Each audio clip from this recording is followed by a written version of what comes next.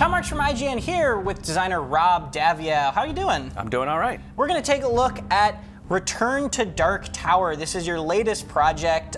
You guys have a Kickstarter launching for it on January 14th. That's correct. Tell me about the project, and then we're going to unbox it and show it off and show off the titular tower itself. Yeah, this is a big project. It's about 3 years in the making. It's co-designed with Childres, who did Gloomhaven, and myself. And then about a dozen or so other people. We have electronic engineers and we have Bluetooth specialists. It is a reboot of a 1981 board game called Return to Dark Tower, so it's sort of a spiritual successor. The original game came out, it had this electronic tower in the middle, sort of was amazing for its time, and we said, what can we do that's amazing for our time? Cool, well let's open it up and take a look. All right.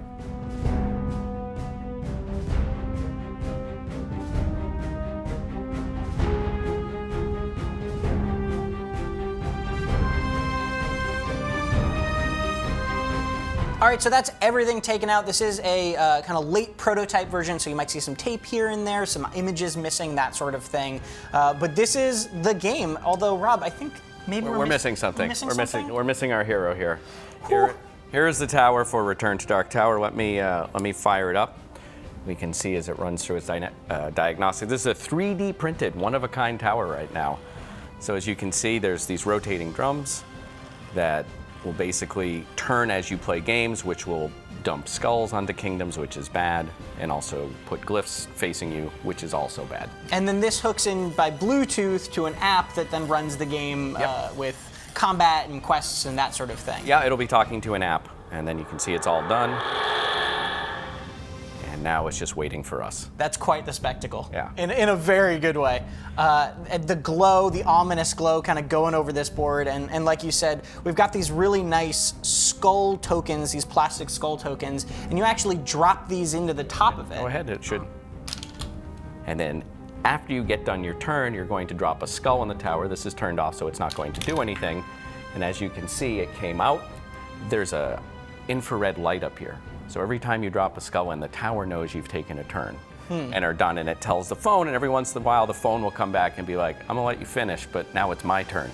And it'll do things like spawn new foes, it will make you open doors, revealing more skulls, it will rotate the tower, it will turn the tower so there are glyphs facing you, which drains your spirit when you try to do actions. So a lot. It does a lot. It does a lot. It's basically, it's the main bad guy. Yeah. And we wanted it to be the main bad guy. So let's talk about some of the other things. We've got a lot of cards. Like we said, some of those don't have art quite yet, just as is a prototype version. We've got these skulls. Tell me about these guys, these little hex tokens. Those are foes. Those go on the board. Overall, what you're doing is you're going on an epic quest. It's a cooperative game, 1 to 4 players.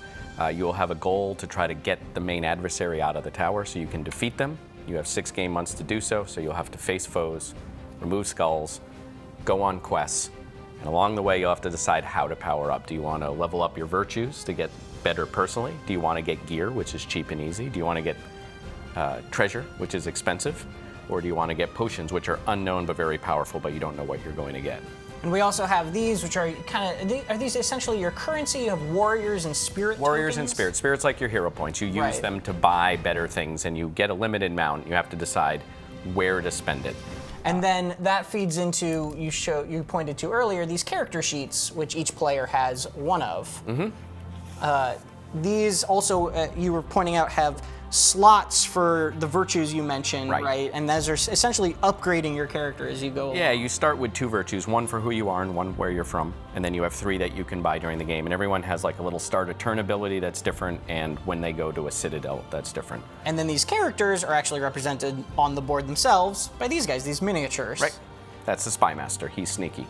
And there's 4 of them. There's 4 of them. There'll be 2 in the expansion. So we have the Spy Master, Brutal Warlord, Orphan Scion, and Relic Hunter. They all have a slightly different way to solve the problem. Each navigating, quite obviously, a circular board that you go around, and then each quarter of it is essentially 1 player's kingdom, is that correct? Yeah, these are the 4 kingdoms. You're all the hero of those kingdoms. You can go into other people's kingdoms, and in fact, you probably should if you want to win, as you each use your strengths to take care of each other's problems. But the skulls that appear on buildings in your kingdom will eventually cause you to get corruptions, which are bad, and one of the ways that you lose the game. So you want to wander away to get stuff done, but make sure that at least someone is taking care of your your home kingdom. And then we also have the actual buildings themselves represented by these little plastic minis as well.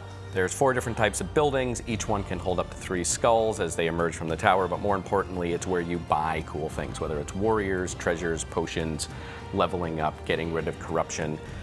As they fill with skulls, they're harder to get things from. They're harder to reinforce from, so you want to keep that in check. But you want to go to the right building to get the right resource to solve the right problem. Right.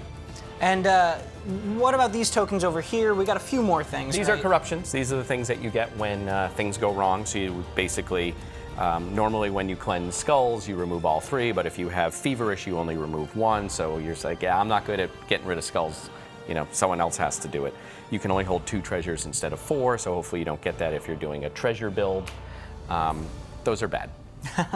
And then the rulebook, I know, is also a prototype version, but that's roughly what we were going to look. It's going to look like when you get it in your hands at the end of the Kickstarter, or if you buy it retail or what have you. Yeah, the rulebook will be up on the Kickstarter itself. So one of the things that you said about this game is that you do go on quests. So kind of how many quests are there? How much can somebody replay this game? Quite a bit. At the beginning of the game, you have an ally, one of the sort of heroic NPCs of the kingdom, and they say, I've got a plan to get into the tower. And then there's an adversary, and they're different. They're trying to do bad things. So you put those together, and you've got a few dozen different sort of starting quests. Every month, the ally will have something that says, like, here's going to help us win, and the adversary is here's going to help you lose. And you have a month, which is about 8 game turns to complete both of those, or they time out. And either you move ahead or you fall behind, depending on things. So each one of them has 1 a month, 6 months, 6 quests. But then there's a whole suite of like 14 monsters, 15, 16 monsters. It's going to randomly pick 4 or 5 in there. Results in something like 10,000 different combinations of quests and monster. Wow. Filled up. And even the quests themselves will have little differences. Like this might be here one time you play, and it might be down there, and the tower will rotate differently and stuff. So we wanted you to be able to basically have almost this endless supply of quests that just feel new and different.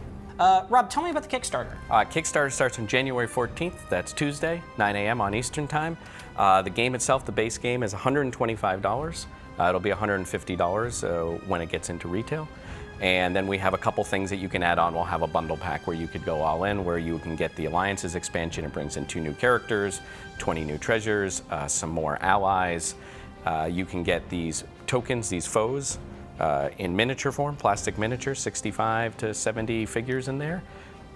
If you want to have plastics on the board, and then you can get another expansion, which is the tokens, the warriors and the spirit are in plastic, and you can buy them a la carte, or you can just bundle pack them and say, I'd like all of it, please. Lots to choose from. Lots to choose from. We're very excited about it. Well, good luck with the Kickstarter. Thank you. And if you want to see our actual impressions of Return to Dark Tower, you can check those out on IGN.com. And for everything else, board games or giant plastic minis or anything like that, stay right here on IGN.